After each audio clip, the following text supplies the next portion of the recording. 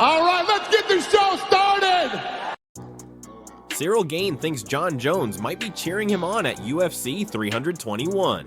Tom Aspinall disrespected him a little bit. Ciryl Gane doesn't have overwhelming support heading into UFC 321, according to the odds makers. But there's a chance a much more notable voice that could be in his corner, metaphorically speaking. This Saturday, Gane gets his third chance to become undisputed UFC heavyweight champion when he fights Tom Aspinall in a headlining bout in Abu Dhabi. The opportunity arose when Jon Jones, who the promotion first recognized as its undisputed champion in 2023 after he defeated Gane for a vacant belt at UFC 285, announced a retirement this past June, ensuring that a unification bout with then interim champion Aspinall would not happen. Aspinall had publicly called Jones out for over a year, and even when he said he was willing to move on, fan fervor for the matchup remained. If Jones is tuning in this Saturday, Gane thinks there's a chance he could have the former two-division champion on his side.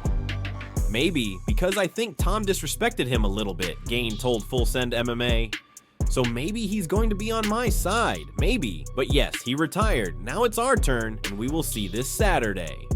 Jones shortly ended his retirement when President Donald Trump announced plans to hold a UFC event at the White House to commemorate July 4th Independence Day in 2026. The date has since tentatively been moved to June, with Jones stating his intention to fight on the historic card. Should that happen, light heavyweight champion Alex Pereira has mentioned wanting to meet Jones in a heavyweight bout, seemingly disregarding the current state of the division. With all of that chatter looming over Saturday's main event and Gane hovering around 3-1 underdog odds, according to FanDuel, it's fair to ask if Bongaman is affected by any of the talk.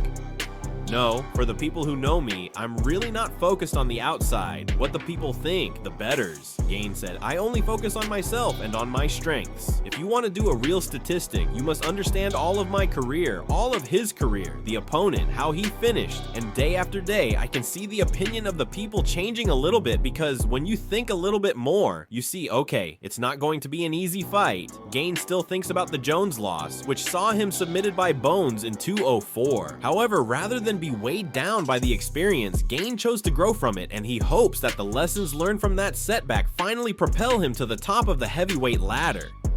Every time when you have a new challenge, you have a new experience. I got some big losses. Gane said, we're talking about Jon Jones. I learned a lot from this fight, really. I fixed a lot of things from this fight. I grew up, my mindset is really different since this fight, and I was already detached from it. I got my real world with my family, all that stuff like that. That's why I don't have too much pressure. I'm not too much in the social media, and that's why I don't do too much trash talk or some stuff like that, because for me, it's my job. I love my job. I love sports. I'm a competitor. I'm this kind of guy.